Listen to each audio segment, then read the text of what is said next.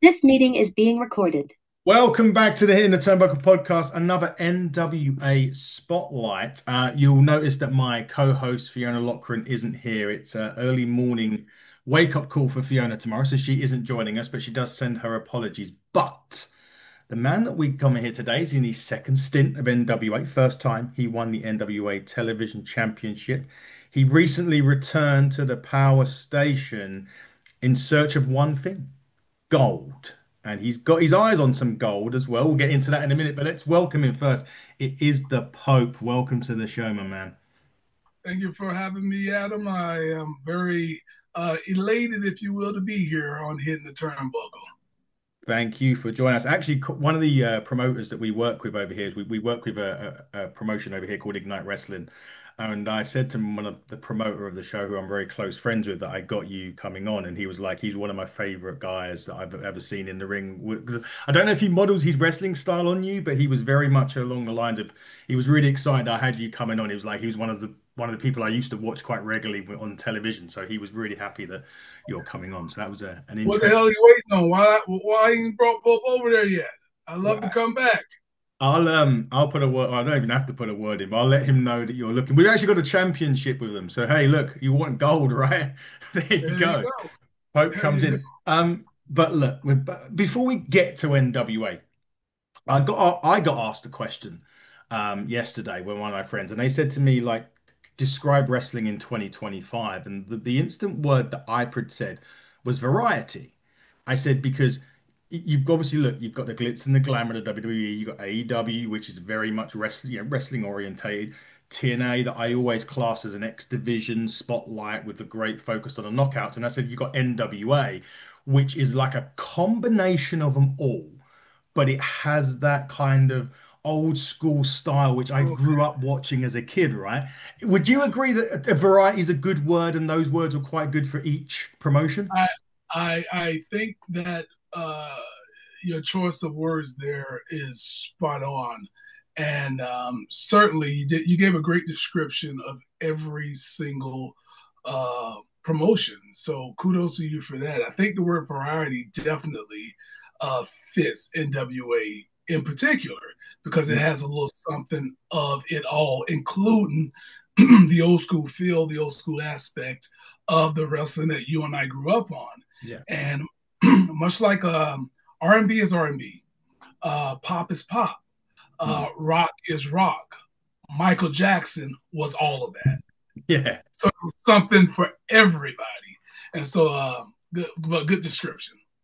I feel as if like I don't do it. I personally don't do NWA enough justice. So Fiona, my co-host, she's been watching it for many years. She got me into it personally a couple of years ago when she come on the podcast. She went out to the Crockett Cup when the Briscoes won it. I believe she was out there for that. Um, MC, but one of the exactly that. thank you. One of the things that strikes me about NWA that I really like, and I mentioned it's an old school style type of thing, but one of my gripes with wrestling that I have a little bit is the amount of times people have to hit their finish nowadays, or they'll hit a load of moves. But what I like about NWA is damage hits a drop kick, and this thing is done, or an elbow drop will finish it. Do you know what I mean? That's what I love about it. You don't see Pope hitting his knees 3, 4 times. If I can't beat him with one, then it ain't worth it, right? Why is Yeah, it a finishing maneuver? exactly, Yeah, so exactly. that is something again. Talk about the evolution of wrestling, and even on my podcast, Pope's Point of View, with Elijah Burke and my co-host Polo Del Mar, something that we've discussed multiple times. You know, because you got these great athletes, and so that I'm not necessarily pinpointing anyone, I could just start at the top at least. Look at what we witnessed at WrestlePalooza, two of the biggest stars. Obviously, there I'm talking about John Cena. I'm talking about Brock Lesnar. Obviously, the Yin and Yang and Godzilla versus King Kong, Superman versus Batman. Take it however you want to equate them. But you know, I remember there was a time them hitting their finishes multiple times due to the equality of both of their stardom. Mm. That to me is passable. But when you're hitting your finisher on someone who is not the Kong to your Godzilla, you know, Yeah. multiple times. Who is not your Batman or Superman or Doomsday multiple times, then it kind of, in my opinion, lessens the impact of what a finisher is. Yeah, definitely so. I mean, I didn't even like the fact that they were doing it to each other so many times, but Oh, I'd come accustomed to it. to each his own. To Yeah. each his own. And I'm with you on that. But if anybody gets a pass, it would be those two because Yeah. again, because of their stardom and because of the equality of the personnel in that ring. Yeah. Yeah, you're right. They do get a pass, but yeah, it's just it's not Yeah, everyone's but cup of tea, I mean, right? even Undertaker, you didn't Yeah. see Undertaker hitting maybe one time, excuse me, that it happened, or twice that it happened, and that was with Shawn Michaels. Why? Because of the moment, because of the magnitude, because of the duality and the equality of both of those men in that ring. You know, when Shawn Michaels kicked out of that, it's like, holy crap. The Mm. first time when Kane kicks out, you know, when Kane and Undertaker first Hmm. comes together, Yeah. and it took Undertaker 2 to 3 times to put away Kane. Well, it was for a purpose. It was to build him as a monster and Yeah. and equal to the Undertaker as far as destruction in the ring goes. And they did that job in building up Kane perfectly. And for those of you who are youngsters who don't, know about that, go back to 1997 to when Yes. Kane comes, and you'll understand it better. Yeah, I definitely understood that very, very well. I remember those days. I remember Kane debuting. But one of the things, just going back to NWA, when I first started watching it, what caught me straight away, obviously apart from all of that sort of nostalgia, bringing it back in, but with the modern day twist, Mhm. was just how good some of the roster members actually were. I didn't say it took me by surprise, but I looked at a Kenzie Page, who was probably like 19, 20 when I first watched it. And I sat there, and I think on one of the first podcasts that me and Fiona did, I went, she's like a ring general at 20 years old. It's ridiculous just how good she is. When you come back to NWA recently, was it a big surprise to see how good these people were? Because it blew me away just watching it for the first time a few years ago. No, I think for myself, I while away, I was never departed, if that Mm. makes sense. Or while I departed, I was never away. And so I love the fact that I was able to watch some of these new ones come in, some of the new talent, and watch them not just shine, but witness their growth. And that is something that you're watching. When you talk about a Kinsey Page and several of the other talent, you watch them evolve, and obviously the cream rises to the top, and she did. Yeah, she certainly did. Big one coming. It's not aired yet over, well, it's not aired yet on Power, but 77 is coming up. So, what I've enjoyed about NWA is the storyline element. So, what we had before was you would see someone like a Colby Carino, and God bless him, I hope he's doing okay. But you wouldn't see him for sort of 6 weeks, and you kind of miss. I'd be like, "Where's Colby gone? I've missed him watching Colby," and then he would reappear, right? But what they've done now is you're starting to see some sort of really good produced cutaway scenes on Power now. So you've had the bit we get into a little bit where they're doing like a will reading at the minute, and someone's gonna get, but they've or they've got the bit with Smalls and Knox and Murdoch where they attacked him, and now next week he's got Trevor, I think, and I think and he's got Trevor Murdoch, and I think Knox is going to be handcuffed to the top. But they've added those little bits like that, and for me personally, that makes it even more watchable because I can see these little cut points. And it seems to be Billy's really sort of looking at the production side of things and making some big moves in that area. Certainly, that's a Billy Corgan call, and him and his team. So to add a little bit more of entertainment uh, to the staple, if you will, of the NWA. Um, that's always a good thing. Always looking for a way to evolve, a way to keep your product fresh. So I don't see anything wrong with it unless, and this is with anybody. This is with anybody with any show. You know, the payoffs have to be worth it. So long Yeah. as the payoff is worth it, then kudos, and may the cutaway scenes continue. Yes, I don't mind them so. As I said, I think it's good that they're That's keeping good. the storyline And element. I think it's great to hear your feedback, and certainly others who who enjoy it as well, they should, tweet it, let it be known how much that they're enjoying, the little insertions of, outside the ring entertainment dialogue, and the list goes on. We certainly do. We make a point of it when we talk about it on our show anyway. We certainly do. And the other thing that we're doing as well is we're going into the territories a lot more with the NWA. So we're covering, I know this will go out after this is air, after this particular show, for example, but we're covering EC3's promotion over in Exodus Pro this weekend. They got a show at Exodus. KFW just had another show recently, Black Harvest, which had a good friend of the show, Mr. Anderson, was on there as well, which was nice to see Ken back in, and he was doing TNA recently.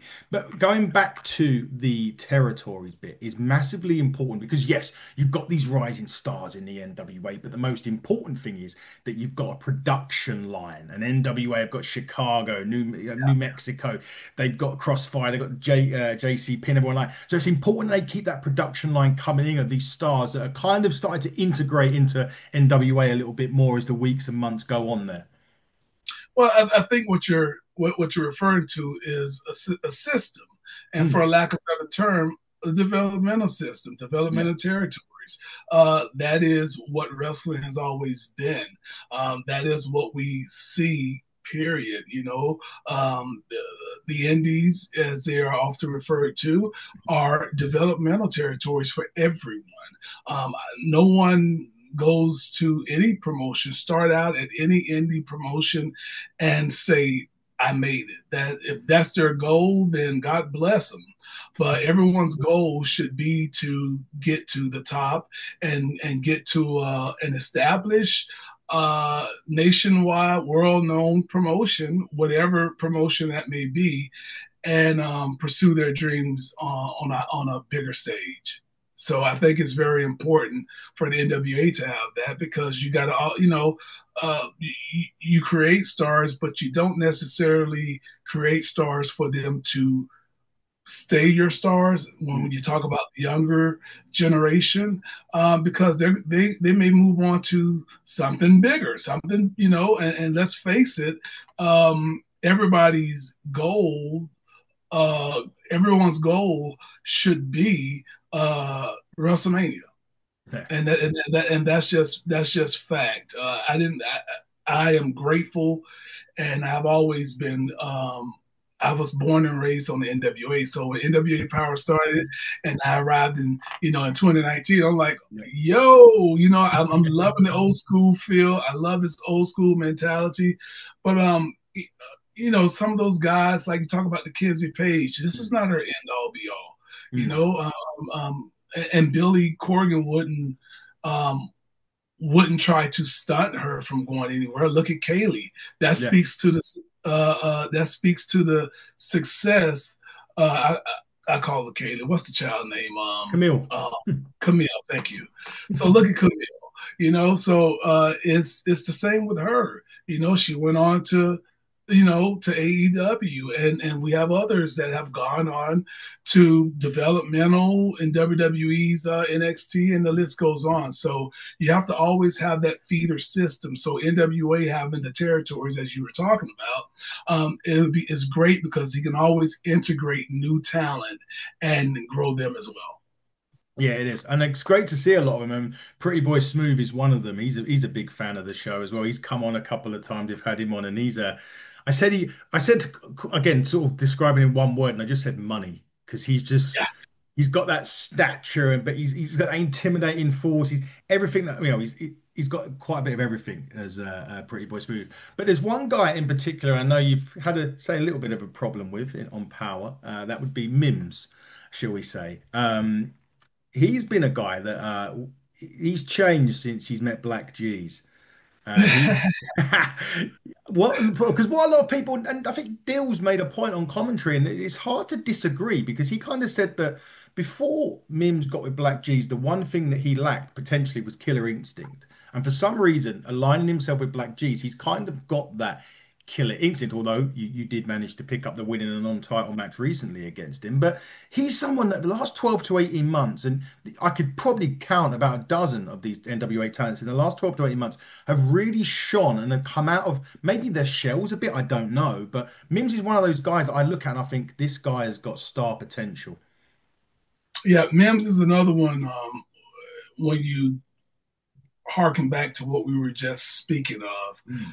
uh, I wouldn't expect for him to, stay where he's at, because Mims is grown and he is growing, and he can go on to become an even bigger star.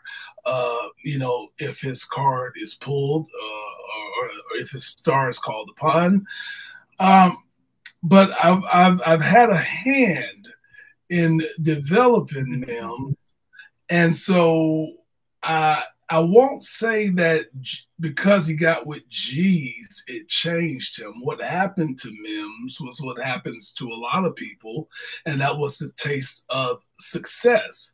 So if you want to call um, upon success being the determining factor that caused Mims to become what Mims has became, then that will be accurate. G's just happened to be part of that success as far as the mentality goes, as far as the hey man, it's all about winning. And as Jesus would say, the church is money. I don't know where the hell that comes from, but it is what it is. But Mims is been on somewhat of a roll. And as I said, when I returned to NWA, I'm proud of him. I'm proud of what he's been able to do. I'm proud of what Mims has accomplished thus far. But you got to keep your head on. You got to stay humble because pride always comes before the fall. And as you have alluded to already, he fell at the hands of Pope, and there'll be more falling to come if you don't redirect his mindset. Speaking of falls, and you didn't suffer a fall, but you suffered a little bit of a beatdown at the end of the last Power show that you were on. That coming from, well, should we say an old nemesis or an old friend from the days gone by, Mike Mondo, who's geez, that guy's filled out a little bit, hasn't he? Like Jesus, Yeah, he's a big slow old down. lump. He's, he's an old lump there, isn't he? God. And another one that I think is going to go very far in Slade. I see a lot of, you know, I don't like to make comparisons because things like that. But when you say the word Kurt Angle and you people, You're you were going, I was going there, right? But with that, I mean, they've got to come to comeuppance from those two after their little beat down from the Pope on the Pope, sorry, a couple of weeks ago on Power, right? Mondo and Slade has been wrecking. They've been wrecking havoc, Mm. and this is something that all of the viewers that have been watching, and something that you guys are already aware of. I was aware of it, of course, but I had no idea whatsoever that Pope would be in their viewpoint, if you understand what I'm saying. I had no idea about that. Speaking of that run in, I don't remember the referee's name, but the hell with him. He gets himself out of the way, and he don't even tell Pope, watch out or whatever. Then he stands in there and he hops around like a doggone clown in a rodeo show, like, bruh, you could have you could have told me. But I have no idea what it's about, what that was about. Pope is dealing with an obvious ankle issue now, and you may not be seeing me for a minute. I'm hoping that as you guys will see that when the thing comes around and NWA 77 rolls out, maybe you'll see Pope in the ring, or maybe you won't, but that will happen in due time. We'll go back to 77 in a minute. I want to just switch gears and talk about Samhain. Now it has had its controversies over the last few years, as anyone that's watched will know, right? But what I wanted to actually talk about is the growing popularity with the NWA because this year Samhain has just gone massive in terms of the star power that they're bringing in. The most recent names that they've just announced are the Good Brothers, Carl Anderson and Doc Gallows. But does that just go to show you that, yes, obviously that you're being paid to go in and wrestle, that's obvious, I'm not being stupid. But the fact that people like yourself wants to come back to the NWA, the fact that people like Carl Anderson, Doc Gallows, Shotzi Blackheart all want to appear and wrestle for the NWA must go to show the job that Billy Corgan has done over the last few years, building the NWA up to a level that it is now. Yeah, not just Billy Corgan. All of the hard working talent that are staples in the NWA, who have kept the NWA going and growing in such a way. We had Rich Swann, who Yep. he was there, and it has been and will be at Samhain. So I think it speaks a great deal to where NWA is today, and because the surprise factor remains. You never know who's going to show up. You never know who's going to appear. And as you just mentioned, you got Matt Cardona, the Good Yes. Brothers, Rich Swann, Shotzi, and the staple of the NWA roster. Everyone will be there. Tom Latimer. The champ will be there, Thrill Billy, and the list goes on. So I think Billy has done a wonderful job with keeping the NWA out there, if you will, and keeping it diverse as well. Yeah, definitely so. I can't. I mean, whenever it airs, because that's the only thing. I think we spoke to a lot of talent, and they're like, we wish we still had like the pay-per-views, like the PLEs or whatever. I don't know, signature live events. God knows what the names are nowadays. But the Yeah, fact that like a Samhain would air live or a Crockett Cup would air live, and I think that was the kind of only sort of thing that even the wrestlers are saying that come on, saying that we kind of missed that a little bit, you know. But hey ho, I, I agree with that wholeheartedly. But when you a lot of the cost and production, mm, all that stuff plays a part. yeah, Time and how you're doing, specifically with NWA, you're doing Roku, yeah, television.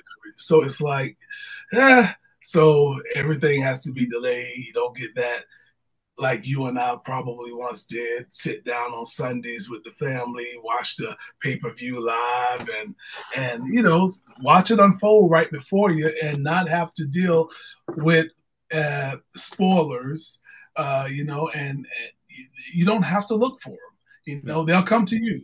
They'll come to you. That's what the way social media is. It's like I yeah. didn't want to see that, but it happens. That's the age we're in, and you have to adapt. And that's what everyone is doing, is adapting. Yeah, I will say this with NWA though. I've had to look if I wanted to find out, and I've been very good of like, I've kept it with like 77, for example. I've not, I know I can get them and I know where I can get them, but I think it's because I like to review what I see. I don't like to know what I'm reviewing, if that makes sense. I know that may Yeah, sound like a silly analogy, but I will purposely not look at that. So I'm going to come into 77 fresh, not knowing what's happened, not knowing what's going on, and just building up to it on Roku. That's how I do it. yeah, But you mentioned Roku, and I wanted to talk about that because that is a big thing for NW. I know they had the CW, but they come out now onto Roku. This is huge for the NWA to get onto the streaming platform weekly. It's a massive deal, and that again just goes to prove that these little bits and pieces that Billy and everyone was doing in the background has paid off now because you've got a big streaming deal there with Roku, and that's testament to the work that's been done on the NWA. yeah. NWA on Roku Sports every Tuesday night at 8 p.m. But also you have to look at the fact that they have a 24 hour wrestling channel, and Mm. NWA Power it's the staple there. It's what is built upon, and I'm pretty sure more, as they Roku Sports grow off of the back of the NWA as well. I'm pretty sure they'll add more wrestling content on there. But right now, NWA Power is is holding that wrestling channel up, and it's doing well. Roku Sports, if you're watching, can you launch it in the UK as a fast channel, please? Because we'd love to see it. We're, we're watching Yeah, it with VPN. Cool. and don't preempt the Pope match again. What the hell happened with that? You may not have known about Yes. that, but is what was the deal there? We still don't know what happened with the Roku airing, but hopefully they'll figure that out and fix it. I think what happened was it was so much talk and buzz around Pope's return to the ring Yeah. that somebody at Roku said, "Oh, this would be a great time to put on a fishing show so that we can get views for it." Because not everybody, you know how it is. Everybody that works for a company ain't necessarily a wrestling fanatic, you know. So Right. ex WCW. Yeah, prime example of that WCW.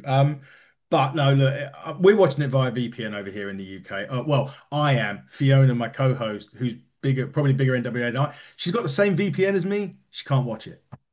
Would you? Wow. She she is ha I mean, she messaged me. Funnily enough, this is Tuesday at time of recording. Everyone, I have actually already seen the episode of Power this week that's aired. I can watch it in the UK. I watched it 6 p.m. UK time, so 1 p.m. your time. I'd watched it. I was watching it, so I've seen it. But yeah, Fiona can't, and it's the bane of her life at the minute. But hopefully she can, because I don't like doing review shows on my own and talking to a brick wall that I talk to is in front of me. So hopefully, Fiona, you can watch it this week and get on. But going back to 77, look, 77th anniversary, 77th birthday party of the NWA again shows you that it is the oldest wrestling company. And it is for a reason, and they're still going today. How much did you enjoy? Well, if you're there, of course we don't know, but how much does NWA 77 mean to wrestling? Not just the NWA. This foundation was built 77 years ago, still going strong today. How much does it mean to wrestling? I think the most important aspect is the number. Mm, And you kind of alluded to it, 77. It's a brand statement of NWA to let the fans know who may not be aware. Yeah, there are new fans, there are older fans, but you have people that are coming to an event, and the name alone, NWA 77, that raises question. Why is it 77? And mm, so it's a moment to educate fans, and, you know, to especially the new ones to say, hey, this company has been around for 77 years, and it is the oldest branded promotion in the world. yes. So I think it's a testament to those who have kept the NWA name alive. It's a testament to those who built the NWA brand, going back to, you know, Harley Race and Mm, Dusty Rhodes, obviously Ric Flair, and the list goes on. Even before that, Lou Thesz, the Funks. It is just a testament that, you know, those guys and the stones, the building blocks that they stacked one on top of the other, it ain't going nowhere. It's like the Rome Coliseum. It's still standing. it is, and it's still standing and still going strong as well. There's no Yeah, cracks in those bricks yeah. in the Kudos, NWA. kudos to Billy Corgan on that, who is uh, the biggest NWA fan. Mm, If there's such a thing, it would be Billy because, uh, you know, it goes without saying, he's going to make sure, as long as he's alive, that that brand continues to grow and prosper under the Lightning One era. definitely so. I think Jared Fritz was the referee for your match, by the way. Oh yeah, nope, it was not No, Fritz. it wasn't Fritz. Damn, I thought it was Fritz. It wasn't I have, Fritz. I have to go back I to just, my I notes. just, I just can't think. Oh, Scott. yeah, I can't remember his Uh, last name. I'm going yeah, to. I don't know if Scott is the last, but I can't. And it's my boy too, and I just can't think of his name. But it'll come. It'll come. Scott something. Well, Uh, I'm going to find out while we're on because yeah, it's because going to. those things they mess with your head, right? They Yeah, just yeah. That's exactly what it's doing to me right now. It's killing me not knowing. I need to wasn't find his last Gerard name. Fritz, but Yeah, I'm God, gonna something. I'm gonna find out. It's gonna bug me. But while I find out anyway, I wanted Okay. to. You mentioned the name Tom Latimer to me, and Mhm. obviously he's a fellow Brit. like me. Oh, just a hindsight. If you want to win him over, get him some Galaxy chocolate. This is one of his favorite chocolate bars. Look, he is the champion currently at time of recording. And you mentioned the word gold in what you were looking to come back. And does Tom Latimer have to look over his shoulder at the Pope? You won't have to look over his shoulder. Just look. Just all you gotta do is look ahead. Pope's not coming from behind. Pope ain't pulling a Mike Mondo. I'm very clear. I'm very clear in what I'm there for, and it's for the 10 pounds ago, to be specific. Uh, Now, obviously, I can understand why Mims took issue with that because, well, the national championship is a precursor to the world championship. Mm. That means that he's, second in line to the top. But yeah, Pope's back for the 10 pounds of gold, Daddy. I'm back to finish my own story, if you will. And I won't cease. I won't stop. I will not be delayed. I will not be derailed. I'm going to get there. I'm going to get there. We look forward to it. Scott Wheeler, by the way. There it is. No, that's not. That's wrong. It's not Scott Wheeler. Scott Wheeler's is a. Oh. Well, no, that don't sound right to me either. It's on the NWA roster page. It says Scott Wheeler. Yeah, it does. Underneath Fritz, you've got Kevin Keenan, you got Uh-huh. Jared Fritz, Scott Wheeler, and Ashley Stout. As Okay, well, Scott Wheeler is, and that's who it is. We'll go with Scott Wheeler. I hear Wheeler, and I think about an old OVW referee by the name Wheeler, and so that's what got me there. But yeah, Scott.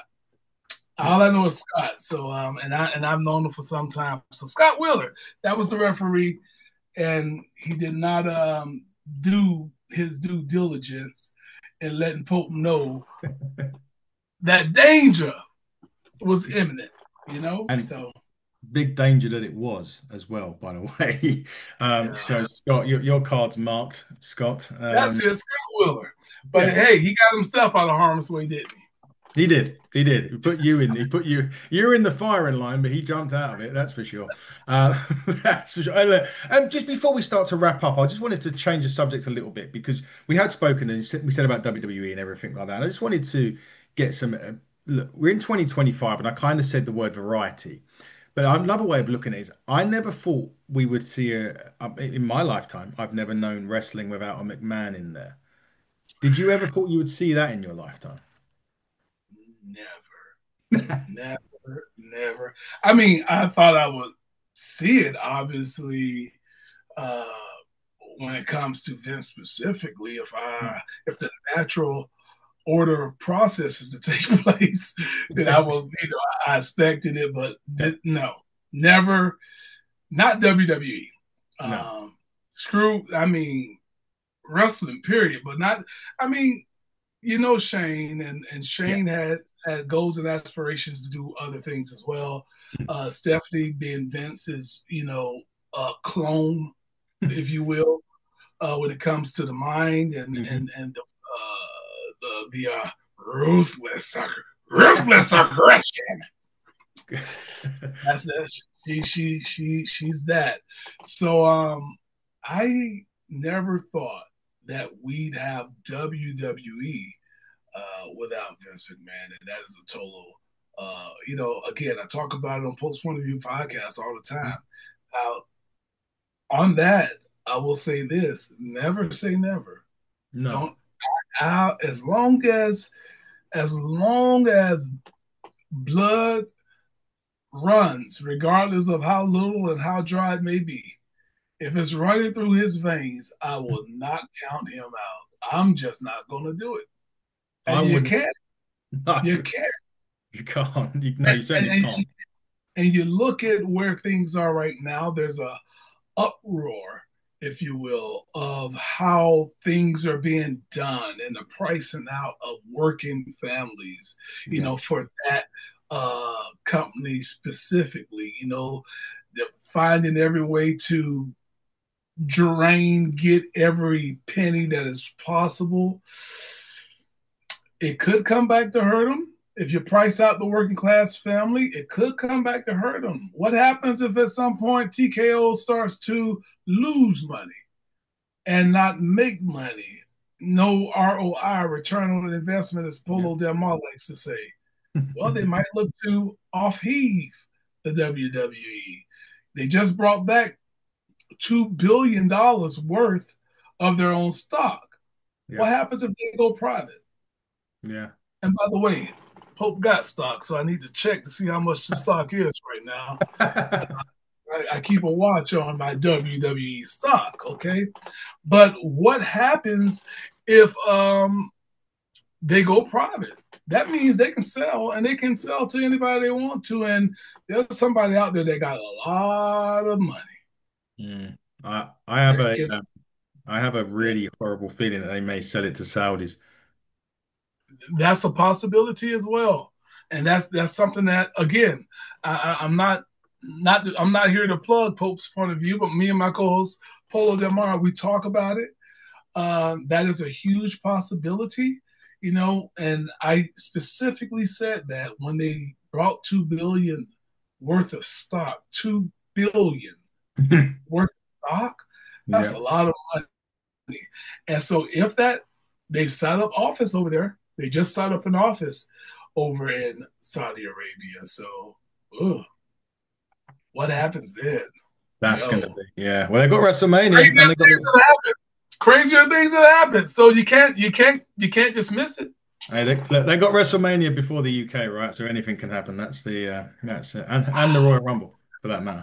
So, yeah, Uh, I digress. That's another conversation for another day. But look, you mentioned the podcast and mentioned that you do some charity work as well. Tell us about your podcast and your charity work before we start wrapping I up. appreciate it. Well, again, I've already talked about Post Point of View podcast. That's wherever you guys can obtain podcasts. We are available iHeartRadio, Spreaker, Apple, Stitcher. The list goes on. I'll go ahead and put out this disclaimer right now because Pope won't be at Samhain. I have, huge charity event coming up that Friday. And I don't know when this drops, but October the 17th, me and my charity will be at a school. We'll be talking and encouraging the youth about tomorrow, about what's next, something that I take much pride in doing, which I was already obligated to. And then my charity's fundraising event, which is a wrestling show, will happen on the 18th called Revelation. It's our last SLE. There's that term again, but we call it special live events. Nice. So it's our last SLE of the year in Jacksonville, Florida, and we are the premier. We're not even a promotion, but again, we do this. We got JTG that's going to be there. Jay the God, former Crime Time member, if Mhm. you guys know that, obviously. Uh, we got international superstar Jay Rios, Patrick Clark Jr., the former Velveteen Dream. We're bringing him on in. And we got a list of others. Russell Twins are which is our LAC Tag Team Champions.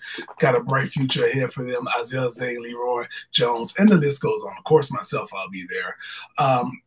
We do these fundraising events for one reason and one reason only. That's the key words, fun. Um, we're not government supported. We do not get any financial assistance from anyone other than you, the listener, the viewer, the supporter, and the list goes on. And so while I'm on that, I want to say thank you to you, Adam, for donating to the cause, donating to our mission. I take that to heart. I don't take it lightly. Anyone who decides to say, "Hey, man, I believe in what you're doing. Here you go," and we show this. We show what we do. You can follow the Love Alive Charity, which is the name of my charity. You can follow it on Instagram, on Facebook, or Twitter. You can also go to love-alive.org. That is our website. You can go. There's videos at the bottom if you want to see how hundreds of people line up around the block just to get a hot meal. And I'm not talking about from the back of a truck. I'm not talking about a brown paper bag. I'm talking about Burger King. I'm talking about McDonald's. We feed them hot food out of there, and then we give them clothes. We got hygiene products, feminine products. We give blankets for the ones who are on the streets sleeping under a bridge, and the list goes on. And obviously, we deal with the troubled youth with my mentorship program, Becoming. And I just, again, Scott, excuse me, Adam, I just want to say thank you, Scott Wheeler. I'm going to knock him out. Adam, I just want to say thank you for supporting the cause. You didn't have to do it, but you did. And to anyone out there who wants to help make a difference by positively influencing many people, look, donate $1, donate $2. You know, we got 33, 34 donations for the entire year of 2025. We like to try to get up to 100 every year. That remains to be seen, but we forge ahead. And I thank you, Scott, for being one of those numbers. No problem. And Adam. it's all right. Scott's in my brain now, man. That was my fault because I kept on about who. I didn't get I didn't get a chance to vent my frustrations. You know, I didn't get a chance to vent my frustrations. So I'll see him and deal with him in due time. You definitely do that. Where can people donate? And if it's okay, can I take the link and put it on the YouTube bit at the bottom?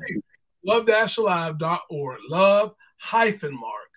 That's a subtraction thingy icon. You know, love-alive.org. That is where you go, click the donate tab.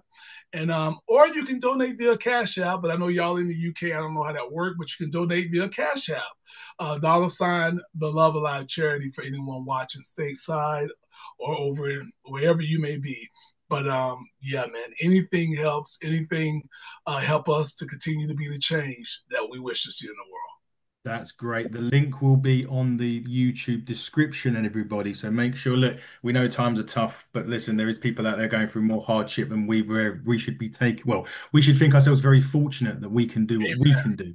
I'm certainly fortunate. Look, listen, I'll just tell you this before I go. I'm fortunate. I suffered heart failure a couple of years ago and like my whole like my whole outlook changed. Like I got like a 10-year-old. He was probably 8 at the time when it happened. I didn't know I was having it. I Oh, no, I didn't know. I was unwell. I had like an infection, a chest infection, and I flew down to my family. So my family lived sort of really right at the end of the UK, a place called Cornwall. Um, and stupidly, I flew. I didn't know I had any issue. Um, I ended up going to hospital down there, and they took my blood pressure. And the doctor's question to me was, "How have you walked in the room?" He said, "Your blood pressure was 236 over 138." He went, "You're in cardiac arrest and you don't know it."